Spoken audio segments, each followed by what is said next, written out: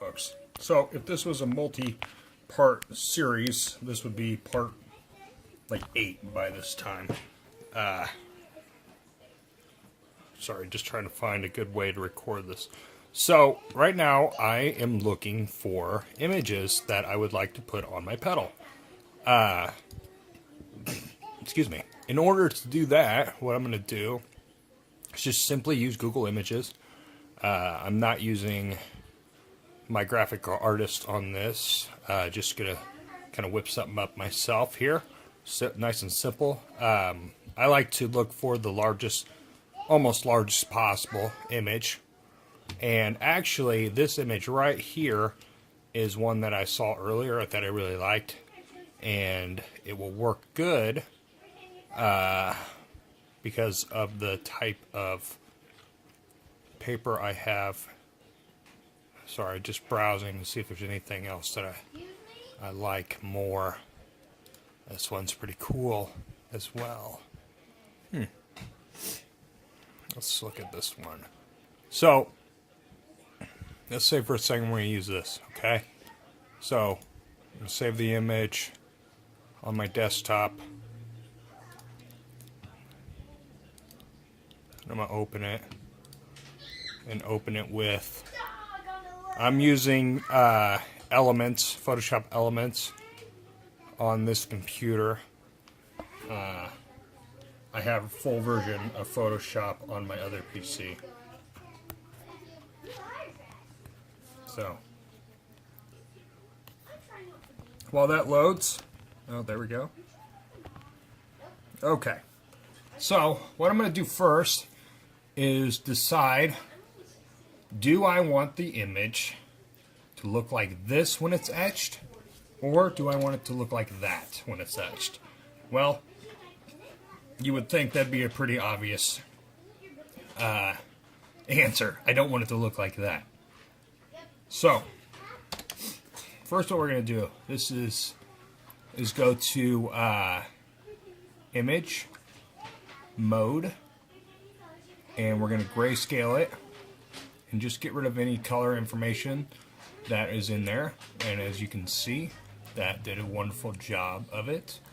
Now, you can't really see it, but down here there's a little number or something like that. So I'm going to just take that and cut it out, get rid of it. So that's gone. Okay? Now, I want my image to look like this. So, I'm not going to give you a tutorial on how to use Photoshop. That's just silly. But I'm going to invert the image so that everywhere that's black on this image is what will etch, okay? So, it will turn out like this or pretty damn close. Okay. So, hold on just a second. Second part coming. Okay. So we've got our image saved, everything. Next thing we're going to do is create a new file. We're going to create it. The measurements on the enclosure I'm using are the width 5.625, the height 4.625. The resolution, I'm going to bring it down to like 150, grayscale it, and make the background transparent. Okay? Now I'm going to go to the File, Place. I'm going to select my image, and then set it right on top of it. Now you can see, well, let me expand it yet. You can see that it takes up most of it. So in order to make it look right, I'm going to drag it out just a bit so that it covers the entire surface, okay? And it won't pixelate that. We're going to push enter, and that is full coverage of the enclosure, okay? So the next thing we have to do is print. Okay, folks, don't mind the dirty dishes or anything. You know, I'm a real person, so I have real dirty things. In front of me here are things that you will need. Now, my OCD got the best of me. It's still not perfect, but I went back and resanded this. Okay? You're going to need a heat pad, oven pad, whatever the hell these are called. But you can see how much it's been used by how worn out it is. And, of course, this is optional. I probably will use it, but you know what? I just grab a glove or something if you have one, so you can be careful and not burn yourself. Because I have burnt myself with a stupid iron so many times, it's not even funny. And I also forgot to mention this. This is steel wool, obviously. This is the 0000 kind. It's like super fine. So what I did with that is just rubbed it over the top a bunch and tried as much as possible to get any imperfections out of it. There still is a lot of imperfections. It's just sometimes, you know, the way aluminum is made, it's so shitty. So, you know, you deal with what you can. You know, you could spend hours sanding it and make it look even better, but it's just not worth it sometimes. You're going to step on the damn thing. So, my opinion, obviously. You can do it however you want. That's not how I do it. I'm going to use my penis here again, my acetone, and just be 100% sure that this damn thing is clean. You know, sat overnight. Some dust might have got on it. Stuff like that, you know. Want to get rid of any dirt so that the transfer will take. This transfer is going to be a pain in my ass because of the type of paper I'm using. So, my fingers are crossed that this will even work. So, yeah. Okay. Next crucial thing you need is a clock. So, I don't have that out. I will grab one. Okay, folks. I cut out my transfer. Didn't think you needed to watch me do that. Next thing you need is some kind of timer. Since I'm using my phone for this, I'm going to use the iPad, my wife's iPad. Of course, I'm not opposed to the pink case. It's just hers. And I'm going to set up my timer here. What I do first is I preheat the enclosure. And I just set it there, okay? And I heat it for around 30 seconds. Something like that. I don't think I've seen anybody else do this. Preheating it like this. I prefer to do it that way. I found that it works better that way. So, you know, do it as you like, but this is my method. And actually, sometimes I let it sit a little bit longer than 30 seconds. So, full hot to the touch. Next, I take my transfer, place it upside down, line it up as most accurately as I can. Press it down here. And the heat will make it adhere just a little bit. And see, it wasn't quite hot enough. So that's why it's not sticking. I'm going to take it in, since this is a large enclosure, I will allow it to heat 45 seconds a minute. Okay, so all I'm trying to do is get the transfer to stick just a little bit so that I can put the iron on top of it, because I don't want it to move while I'm applying pressure with the iron. A note about the iron that I did not mention. I turn it up as hot as the damn thing will get. Okay? It's pretty hot. A lot of people tell you to use it a certain way. Well, you know, that's how I do it, and it's always worked. And I don't see a issue with it. So, gosh darn it, it's just not going to work this way. So, sometimes you just have to improvise. So, since this is a large enclosure, I'm going to take this and put my arm on top here, restart my time, and I'm going to hold it here for 1 minute on just one side. Okay? Or maybe 30 seconds, depending on how I'm feeling about it. With the press and peel, it's probably a good idea to move it after 30 seconds so that I can use the ink properly on it. It should stick perfectly after this, and I can just slide it over to the other side. So 30 seconds, slide it over, apply pressure. The pressure is extremely important. At least I have found that it's extremely important. Now, the UV glove part is coming up here. I'm going to allow the pressure to come off for a second so I can put on the UV glove. Then push it on just a little bit more. Okay, 1 minute. So I'm going to hold this and take not just the tip of it as much as I can and rub onto this enclosure in up and down motion. I'm trying to heat the ink underneath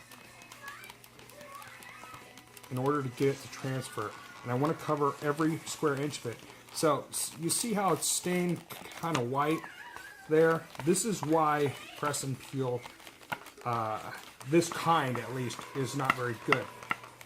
Because a lot of transfer papers, you can see the transfer come through. This one, not so well. You might be able to a little bit later as it gets hotter and hotter and hotter.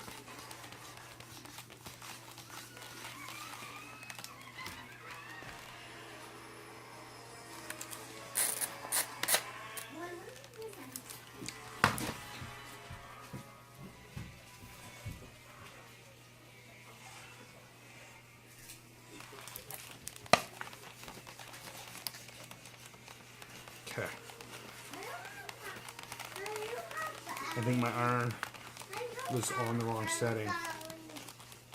My knob fell off at one point during doing this kind of stuff, and so I didn't put it on right, so it doesn't tell me accurately what I need to do. Okay, so from this point on, all you're doing is holding. And you just slide it over. Since it's a larger enclosure, you just slide it over. Every 30 minutes, every 30 seconds. You can go as long as a minute. I do it in 30-second increments because it's easier. Just makes more sense. We're going to go for like 10 minutes. Now, I'm not going to make you sit here and watch me do this for 10 minutes. That's just silly. Tip time. So, I'm not holding the iron right now. The reason being is it's wearing, it's tiring, whatever. I don't want to do it the whole time. So, I'll just simply move it around from time to time. And I have found that this works just as well as rubbing on it, holding it, whatever. Just as long as you switch it around every once in a while so that it's getting complete coverage with the heat is what's most important. Also recommended every couple of minutes, just to make sure, rub that tip over the transfer again. Really kind of press into it. Not so hard that you're going to tear the paper, but you do want to apply some pressure and just make sure that you're getting through with the heat, okay?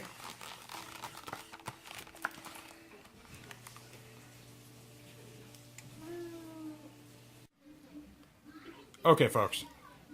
So, still heating up the enclosure.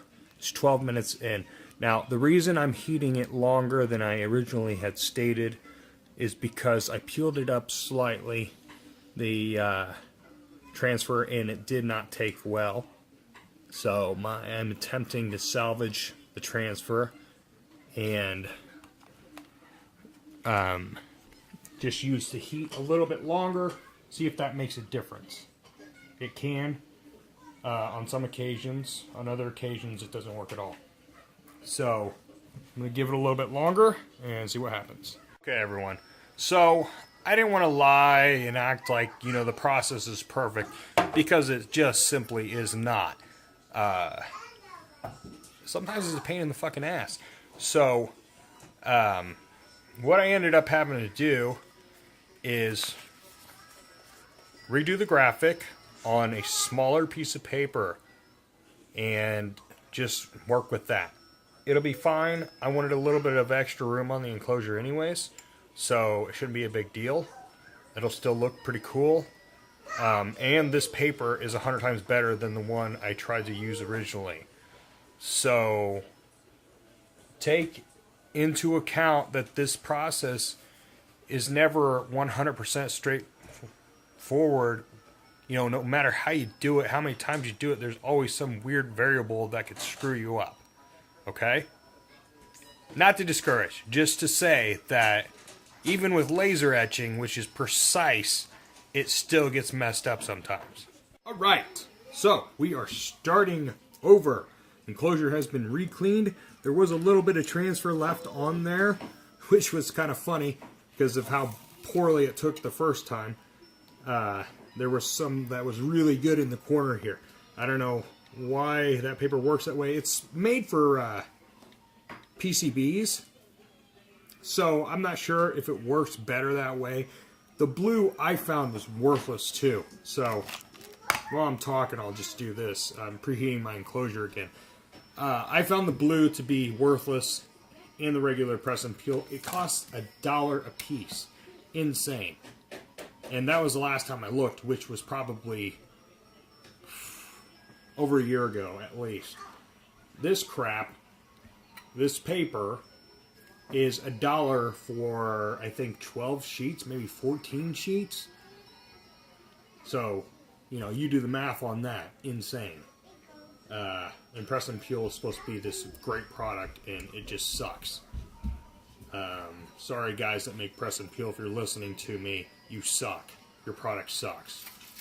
So, 44 seconds in. I'm going to go ahead and put this on. Now, this paper ought to work a lot better. Ought to. Again, nothing is magic. Automatically, I can feel that it's better. What's nice, too, is we have a smaller surface here. So, it'll be easier to get the transfer off. I have done very large enclosures before, ones that are the size of an 8.5 or 8 by 11 piece of paper. So you can do that. It took me 20 minutes, maybe 25 minutes of heating the transfer to put it on. If you ever looked at my stuff on Facebook, the pedal I did for Industrial Electric, the incinerator pedal that I acid etched, that sucker is massive. So you can do pretty much any size. You just got to find the paper and take the time to do it. I'm going to go through this process of heating this transfer again. I'm not going to make you watch again because it's just a waste of your time and it's boring. Okay, quick note that I forgot to mention. When you're doing this rubbing with the tip right here, what you're trying to accomplish, and there's my kid in the background, what you're trying to accomplish is removing any air from underneath that transfer. You want it to be airtight against this box here. And you can also see, hopefully you can see it, well, doesn't look like you will be able to see it very well, but this is turning dark, which is a good indication that the transfer will take better. Righty folks, so it's been almost 7 minutes, which typically is long enough with this kind of paper. Sorry I had to go grab my vodka. No, I'm just kidding, it's water. I I'm giving it a minute. I'm going to try that whole pulling while it's hot method again. I found that it works better that way. Not always, most of the time though. But I give it about a minute to kind of cool down just a little bit. And these numbers are going to vary.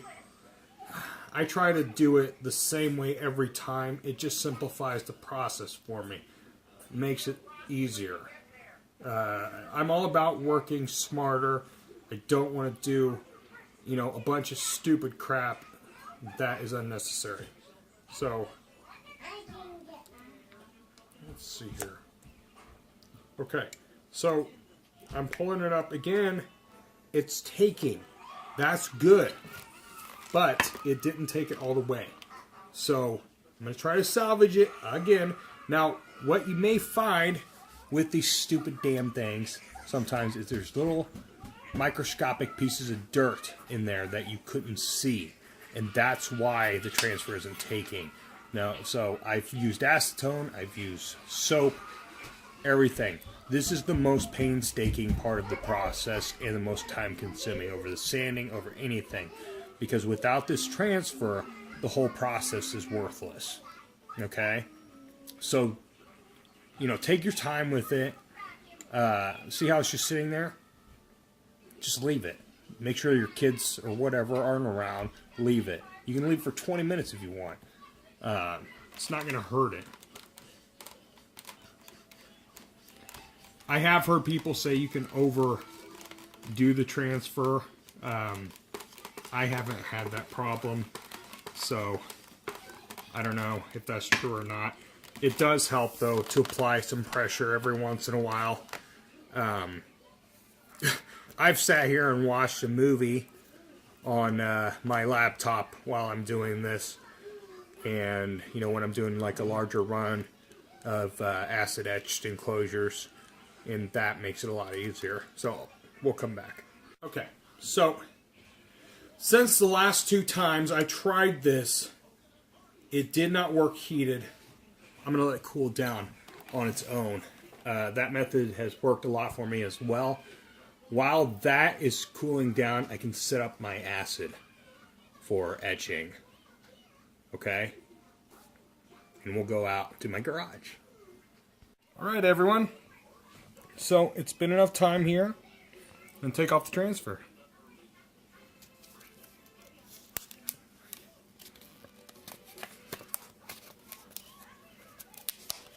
You can't see me, but I'm smiling. Now you see, trying to get its focus. How much is left on here? Not a lot. Beautiful transfer. Now the placement of the Sandman's face unfortunately didn't quite work out. That sucks a little bit, but you know what? Whatever. It'll still look cool. So, as you can see, there's some dead space here. And what's also neat is that there is enough room on here that I can laser engrave all of my labels. I may leave some of these off just to not screw up anything any further. But so what I'm going to do now is grab a paint pen. And again, you can get these at any craft store, really. And I'm hoping this one has enough ink. So I'm just going to create a line here. And this is an enamel paint, okay? So I'm not drawing that straight of a line. It's for me, so it's not that big of a deal. And I'm going to try to just do a little couple squiggly lines here, you know, maybe make it look like the little waves there. It's not going to look as good, of course, but it takes the transfer to the edge. So I'm also going to color in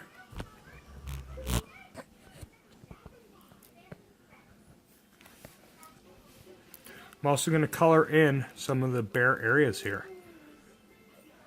Okay.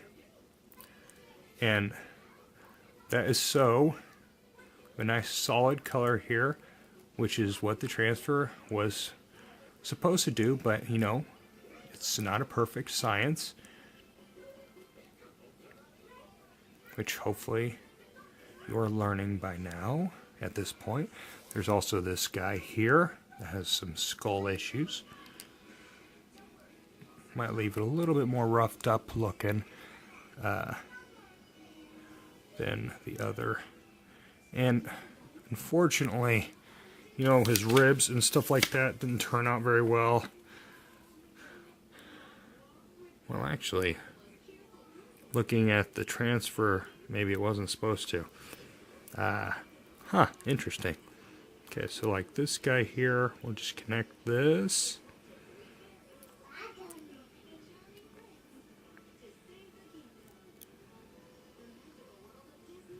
Reinforce it a little so you have a little texture. Pretty much, other than that, there's a little couple spots here and there. You just want to fill those in with paint, you know, so you can get it as clean as possible. And you notice how I'm not taking it to the edge. That's because I'm going to use tape. Tape works just as well. So the way it is right now, I bet you this will look pretty damn cool once it's etched. So, out of luck, I ended up not needing a whole lot of paint.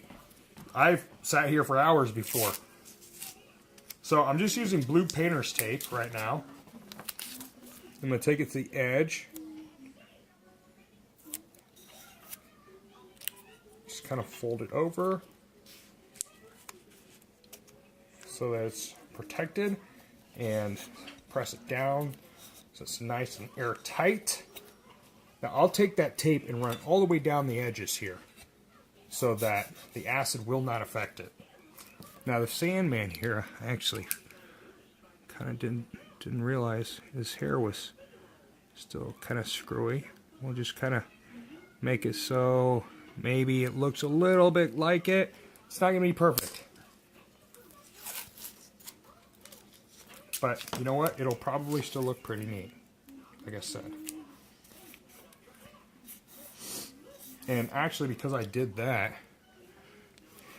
what I can do is kind of fill out just a little bit here.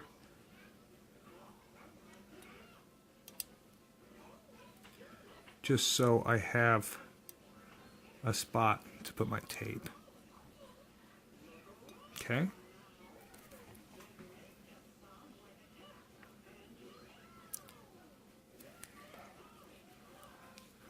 So everywhere there's tape, the acid will not be.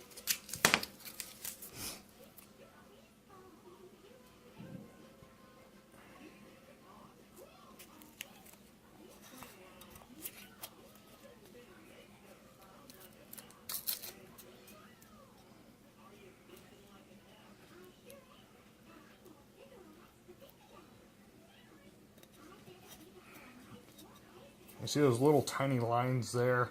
I'll fill that in with paint, just so I don't have to be real meticulous with the tape here. It's too much of a pain in the butt to mess with that. Okay, so I'll tape this all up and show you what it looks like when I'm done.